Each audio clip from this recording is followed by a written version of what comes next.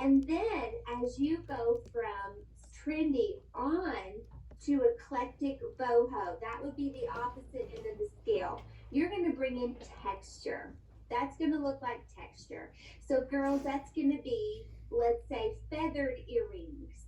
Let's say a suede necklace, a beaded necklace. Let's say that's going to be stackable, a leather cuff on your wrist, stacked beads as bracelets. I mean, we're Mary Kay girls. We get jewelry all the time, but when you add in texture, maybe that's a suede hat um, into your um, into your outfit. If you're wearing a belt, that's a scarf. You know what I'm saying? You can jazz it up with texture. That changes everything. And so if you were the girl that had that white t-shirt on and those boyfriend jeans, let's just say, for an example, you put all gold, gold earrings, gold necklaces, a leopard belt with a gold buckle, gold flip-flops on, like you went all tonal. That white t-shirt and boyfriend jeans, elevated. You just dressed it up. You dressed it up. Great, not a problem. That same white t-shirt and boyfriend jeans, say you wanted to go boho, put on a pair of Birkenstocks, put on some turquoise beaded, necklaces, some tassel earrings, and some beaded jewelry or a leather cuff. You just went boho with that same t-shirt and boyfriend jeans. So that's my goal, is that you just be aware of your accessories and the difference it can make even on the same outfit. So you can shop smart with what you should have in your closet. But let's do a count-up of accessories just so you can wrap your brain around not only style-wise, but just how many, what that would even look like, how to knock them out quick and easy. Well, earrings, sweet friends, are singular. So if you have an earring in each ear, boom, two. Just knocked out two right there. And if you have a wedding ring on, your rings are singular. So, me, I wear one ring on each hand, but the big ones, I'm that kind of girl. But you can do whatever rings you want. I'm going to talk about layering necklaces and bracelets real quick. In my opinion, this is one of the best ways to knock out that 10 to 12 is to do layers, and it serves you very well. So, for example, necklaces. If you were to layer necklaces, well, think of it this way. You know how y'all decorate, when we decorate our houses, we create little vignettes of three things, or we work in five. We work in odd numbers when we decorate our coffee table and things. That's how you're going to wear your jewelry. Work in odd numbers, just like you're decorating your house. So if you're wearing necklaces, I would say wear three. Work with three necklaces. I mean, you could go five, but I don't think you are going to be those gaudy girls. But if you had three, let's say, okay, the first one, if you were to go long, the first one could hit right at the clavicle. The second right kind of, between the clavicle and the cleavage, kind of go a little longer. And the third could be right under the chest. Now, what that's going to do to you is it's going to bring the eye to the center. So it's going to elongate that torso. So that is a good look. It's very slimming. It brings the eye inward. So I love that. If you are petite, that's not a bad look at all. You could go for it. But even if you're petite, a good look is to keep it from the cleavage to the clavicle. So 3 layered necklaces just in that area if you're petite. Not that you're married to that rule, but it's just your best look. I'll say that. But all of a sudden, you just knocked out 3 necklaces right then and there. Same thing with your arm candy. Work in multiples of odd numbers, 3s, 5s, 7s. This is where you can go big and go home. So I've got my watch. I'm old school. I'm that tonal girl, so I got my gold watch. But I have 4 bracelets plus my watch is 5 things on my arm right now. So if you wanted to work in those odd numbers, count that watch, but get those layers in. So I have 5, 6, 7 with my rings, 8, 9 with my earrings, and then today running around I had my purse 10, and then my sunglasses were 11. So I was right there in that 10 to 12, but I'm do I look too gaudy? I mean, y'all may not have realized, but the thought of 10 to 12 at one time, oh my word. But when you really try to plan and knock it out, you can do it. And again, it doesn't really matter what you wear. I'm going to give you an example. So we have a top director girlfriend, and y'all may know of her. Her name is Randy Gleason, and she is precious. I love her. Her husband is a professional fisherman. Pardon me. And so she spends most of her time, they live in an RV most of the time and travel from fishing show to fishing show. But Randy is in flip-flops and tank tops and hats and shorts a lot of times because she's the videographer and photographer for her husband when he's on the boat. And so we were working in her closet, we were styling her, and she's like, Maranda, how am I going to be stylish at these tournaments? Because I'm a married director, I want to talk to these wives. What do I do? I said, girl, no big deal. Here's what we're going to do. So put your tank top on, put your shorts on, put your flip flops on, but let's add those layered necklaces. And that's what all we did was we put on some more layered jewelry for her. We upped the ante on the 10 to 12, and then we layered just a little jacket over it.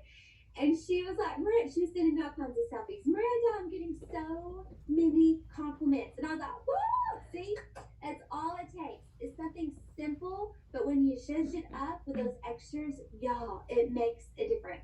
So my homework assignment to you is to just be aware. Just be aware and do a quick count up. And don't be married to a certain thing. Like, for example, if you are casual, maybe go all tonal and wear everything all tonal so it zhuzhes it up a little bit, dresses it up.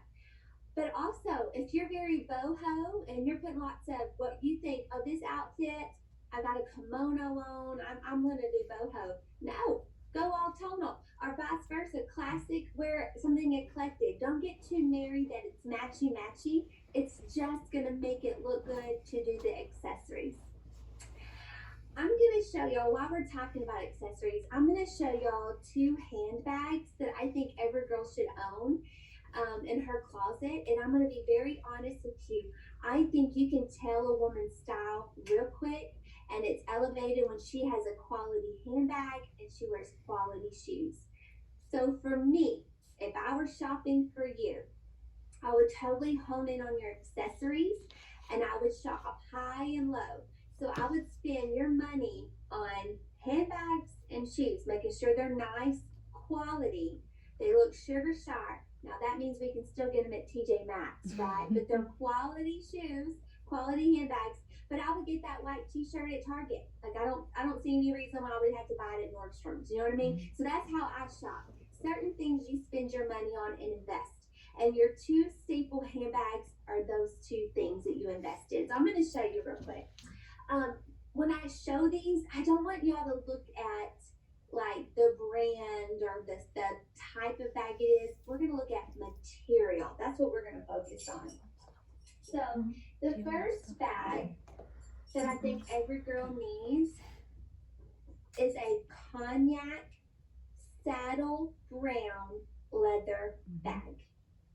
A cognac brown. This color brown, like a camel. I don't know if it can come across good on screen or not.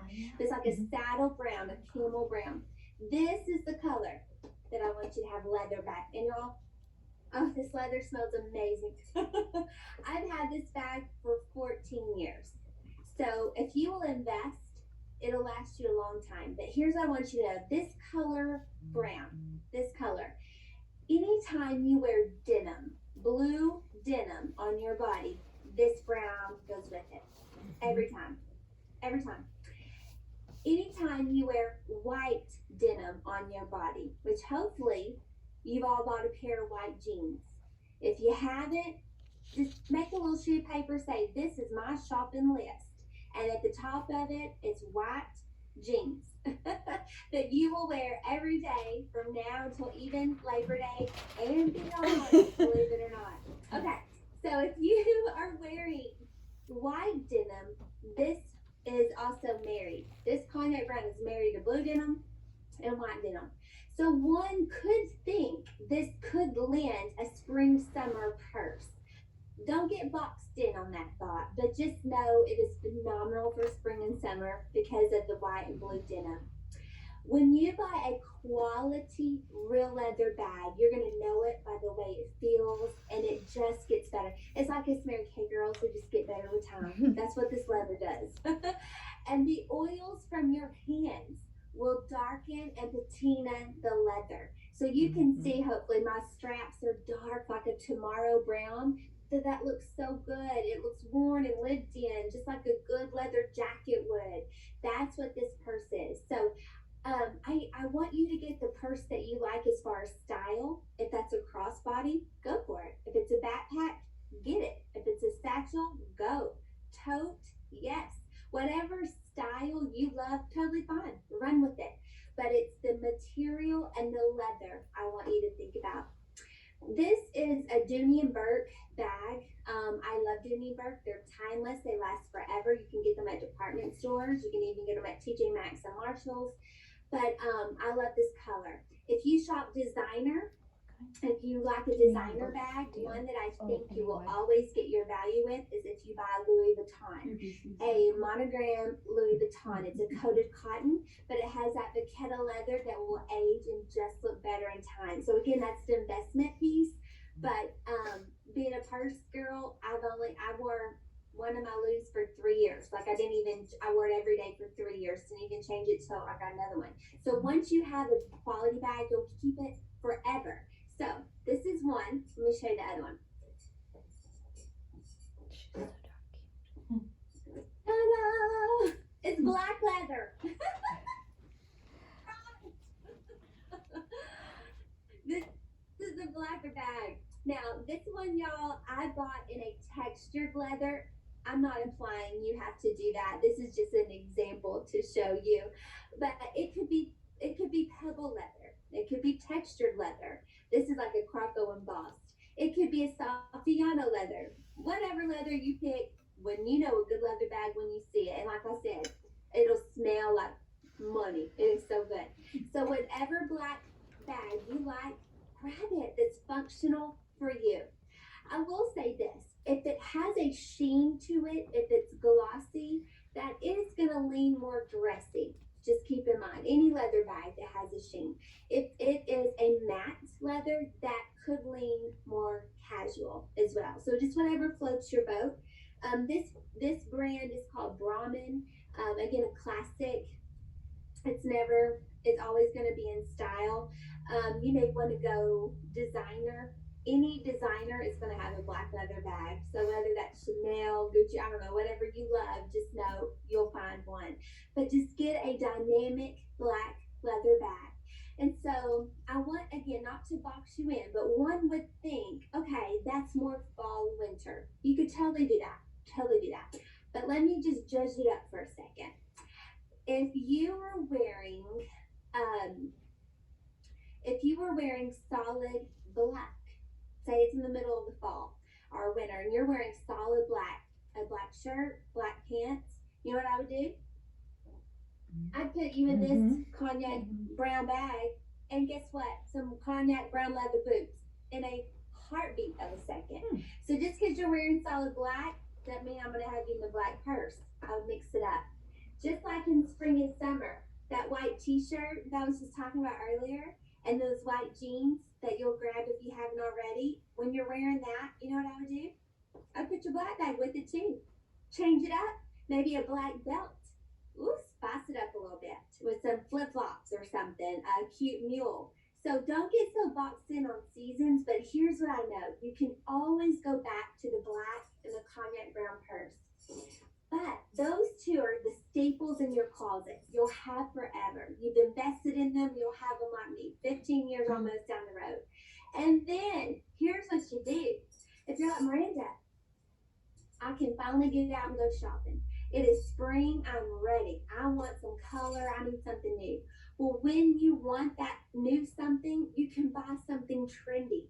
Say you want a electric blue crossbody bag with polka dots. Well, go for it. Get whatever you want.